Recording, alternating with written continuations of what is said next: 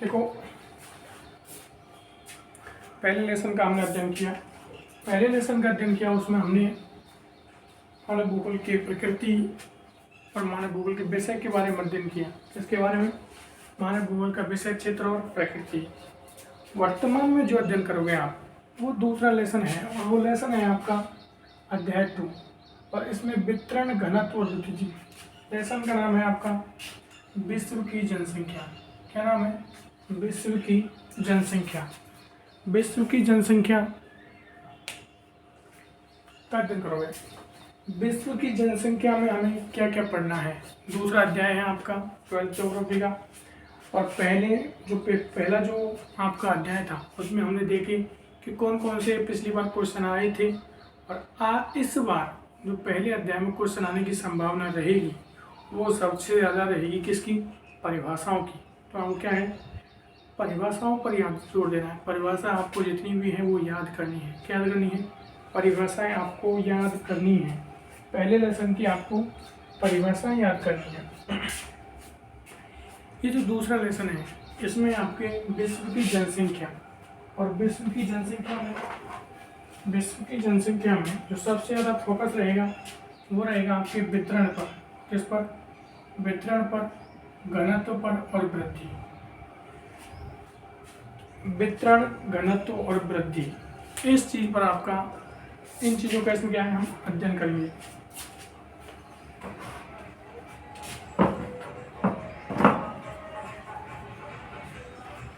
अब आप देखिए विश्व जनसंख्या। विश्व जनसंख्या से मतलब आपका संपूर्ण विश्व में, ये आपकी पृथ्वी है। क्या है? ये आपकी संपूर्ण पृथ्वी है। ये क्या है? पृथ्वी। इस संपूर्ण पृथ्वी पर कितने लोग रहते हैं?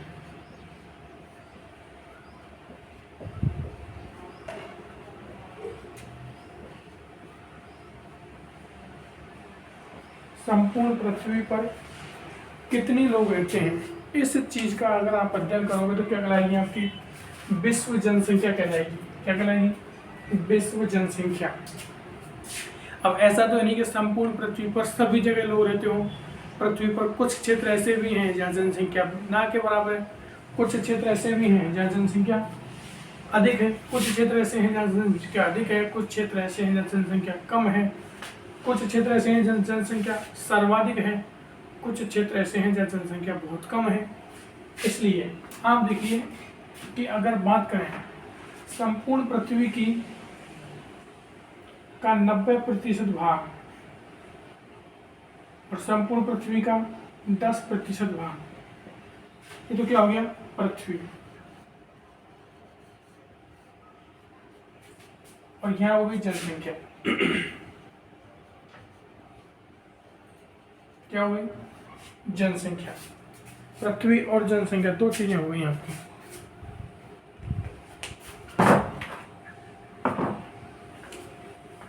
मैं कह रहा हूं कि पृथ्वी का जो 90% भाग है, कितने प्रतिशत? उस पर केवल 10% जनसंख्या रहती है। कितने परसेंट? जैसे मैंने आपसे कह दिया कि ये जो पृथ्वी है, इस पृथ्वी का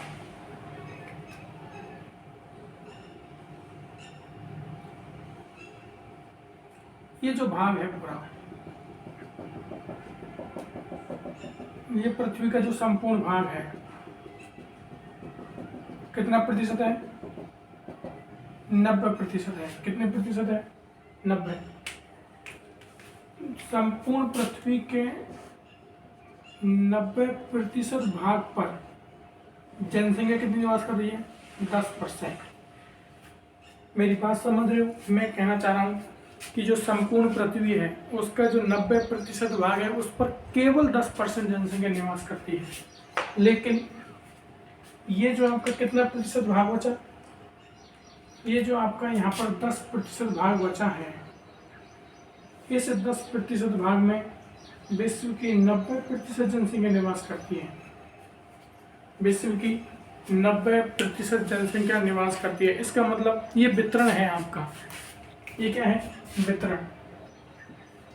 कि पृथ्वी के 90% भाग पर 10% लोग रहते हैं और 10% भाग पर 90% लोग रहते हैं।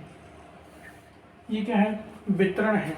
मैं आपको केवल जो लेसन का नाम है वितरण, घनत्व और वृद्धि, विश्व की जनसंख्या, तो उसको समझा रहा हूँ कि वितरण क्या होता है। तो वितरण का मतलब है जैसे अपना ये, मैंने कहा ये अपना भारत है,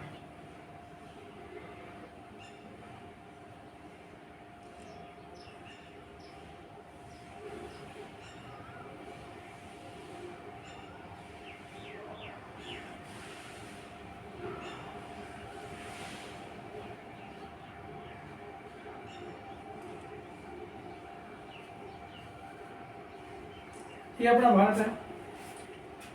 इस भारत में, अपने भारत में कहाँ पर कितने लोग रहते हैं, कहाँ पर, मैंने कहा कि देखो ये क्षेत्र है भारत का, ये क्षेत्र है आपका, एक तो मरुस्थलीय क्षेत्र है। कौन सा है? मरुस्थलीय क्षेत्र।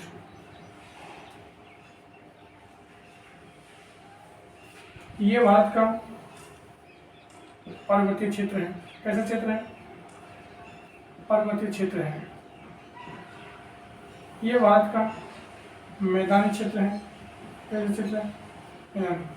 तो ये भारत का पठारी क्षेत्र है। भारत का मरुस्थल, मैदान, पठारी और पर्वतीय क्षेत्र। क्या यहाँ सब जगह जनसंख्या समान मिलेगी? जनसंख्या का जो वितरण है समान मिलेगा? नहीं। सबसे ज्यादा जनसंख्या कहाँ निवास करेगी? सबसे ज्यादा इस स्थान पर। सबसे ज्यादा जनसंख्या कहाँ निवास करेगी? मैदानों में। और सबसे कम पर्वतीय क्षेत्रों में। इधर भी कम जनसंख्या निवास करेगी, इधर भी ठीक ज्यादा निवास करेगी। तो मतलब सबसे ज्यादा यहाँ निवास करेगी। इसका मतलब ये हुआ कि जो जनसंख्या का वितरण है, जनसंख्या का वितरण है वो असमान है। मतलब ऐसा नहीं है जनसंख्या हर जगह समान रूप से पाई जाए। जैसे पृथ्वी के संदर्भ में बात की, पर पृथ्वी के 90% लोग कहाँ रहते हैं? पृथ्वी के 10% क्षेत्रफल पर 90% लोग पृथ्वी के 10% भूभाग पर रहते हैं। ठीक है, जब ये 10% लोग पृथ्वी के 90% भूभाग पर रहते हैं, यही क्या है? यही आपका वितरण है। क्या है आपका? यही वितरण है। ये चीज आपको याद रखनी चाहिए। तो वितरण समझ में आया आपकी? वितरण का मतलब है कि जनसंख्या जहाँ निवास कर रही है तो किस स्थान पर ज़्यादा कर रही है, किस स्थान पर कम कर रही है, क्यों कर रही है, उसके कारण क्या है, वितरण के कारण क्या है, वो आगे पढ़ेंगे हम। ठीक है, ये चीज़ आपको समझ में आनी चाहिए। दूसरा है आपके इसमें, दूसरा शब्द दिया हुआ है घनत्व। क्या दिया हुआ है? घनत्व।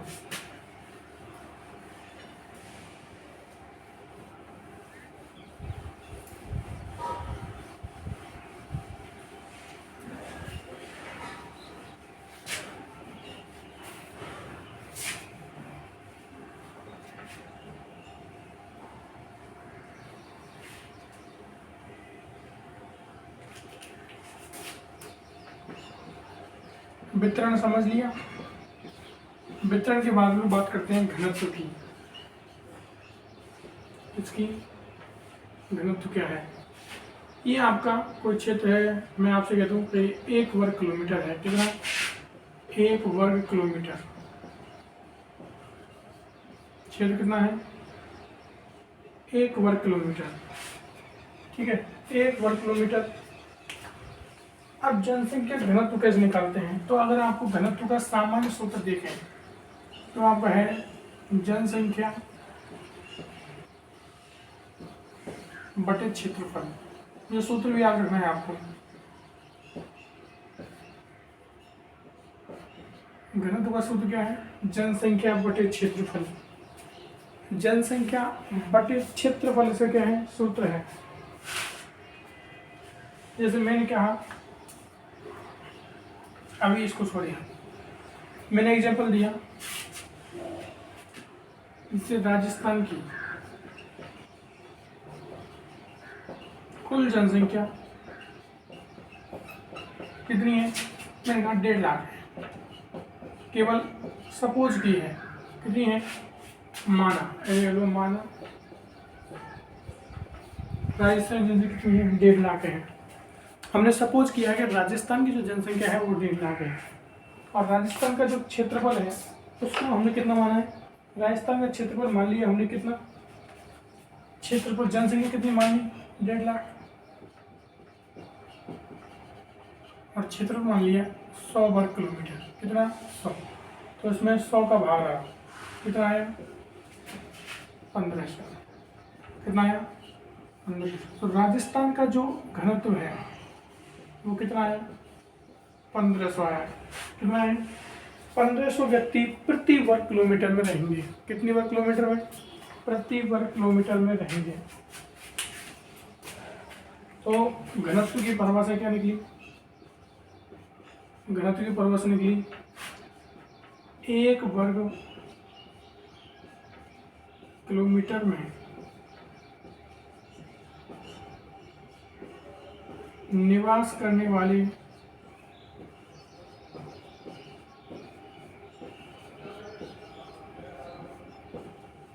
लोगों की संख्या,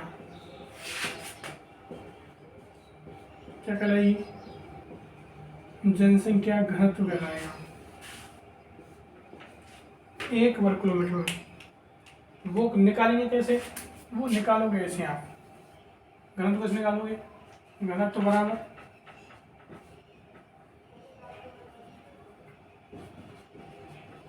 जनसंख्या बटे क्षेत्रफल। जनसंख्या कितनी बताई, 1.5 लाख, क्षेत्रफल कितना है 100, तो घनत्व कितना निकला 1500, 1500 व्यक्ति प्रति वर्ग किलोमीटर, मतलब 1500 लोग जो हैं, 1500 लोग 1 वर्ग किलोमीटर में निवास करते हैं।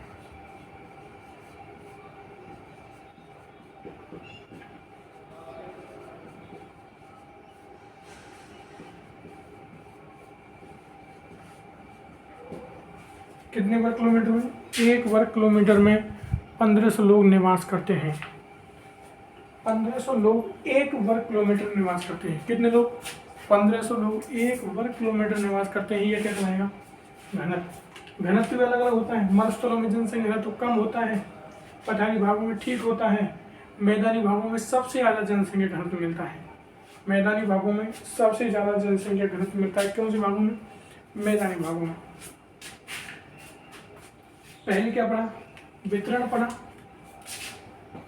उसके बाद क्या पढ़ा, जनसंख्या घनत्व। तो एक बार वापस रिपीट कर देता हूँ मैं, 1 वर्ग किलोमीटर निवास करने, ऐसे समझो आपका कोई गांव है, आप जिस भी गांव से बिलोंग करते हो, आपका कोई भी गांव है, तो आप जिस गांव से बिलोंग करते हो उस गांव का आप क्षेत्रफल लीजिए, क्या लीजिए, क्षेत्रफल। पटवारी से पूछिए कि पटवारी जी हमारे गांव का क्षेत्रफल कितना है। पटवारी जब क्षेत्रफल बता देगा आपके गांव का, पटवारी जब आपके गांव का क्षेत्रफल बता देगा, तो आप फिर आपके गांव की जनसंख्या पता लगाइए। क्या पता लगाइए, जनसंख्या।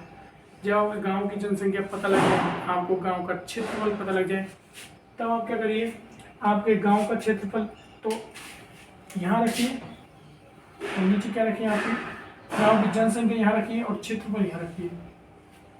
जनसंख्या ऊपर, क्षेत्रफल नीचे। हमेशा गांव का क्षेत्रफल कम होगा और जनसंख्या अधिक होगी, हमेशा। ऐसा नहीं अपवाद में, हमेशा कि जनसंख्या अधिक होगी और क्षेत्रफल कम होगा। जब आप ये अनुपात निकालोगे तो आपको पता चलेगा कि आपके गांव का अनुपात जो घनत्व कितना है। अगर आप ये प्रैक्टिकल आपको करना ही है, आपके पटवारी जो होता है उससे आप गांव का क्षेत्रफल पूछो, और उसके पास गांव की जनसंख्या के आंकड़े भी होते हैं, तो गांव की जनसंख्या का आंकड़ा पूछो और जनसंख्या में क्षेत्रफल का भाग लगाओ, तो आपका क्या है, घनत्व निकल के आएगा। तो वो आपके गाँव में क्या होगा, घनत्व होगा। समझ में आया। तो घनत्व की परिभाषा क्या है, 1 वर्ग किलोमीटर में, कितने वर्ग किलोमीटर में, 1 वर्ग किलोमीटर में निवास करने वाले लोगों की संख्या।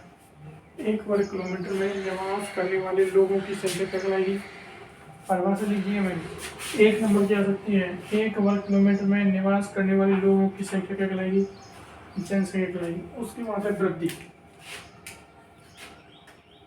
उसके बाद क्या है, वृद्धि है कि वृद्धि क्या होती है, ये चीज आप देखिए, वृद्धि क्या होती है।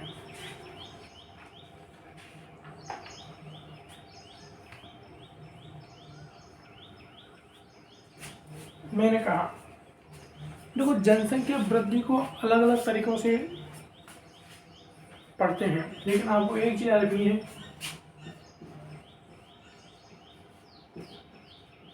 किसी क्षेत्र में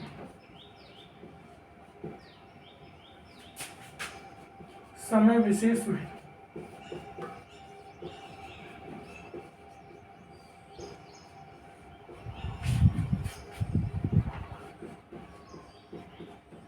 लोगों की संख्या में परिवर्तन,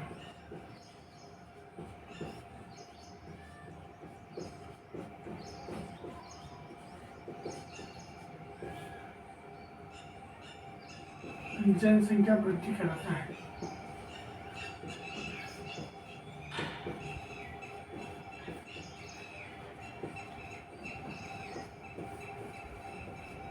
क्या कहलाता है, जनसंख्या वृद्धि।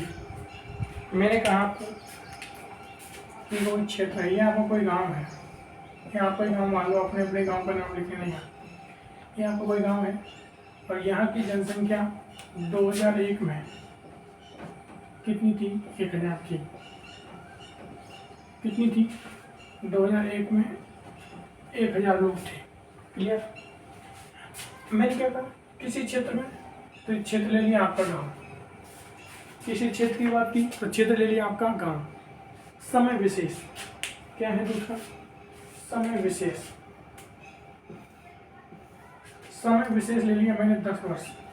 कितने ले लिया, 10 वर्ष। ये आपका वही गांव है, क्षेत्रफल तो उतना ही है। कितने वर्ष बाद में, 10 वर्ष बाद।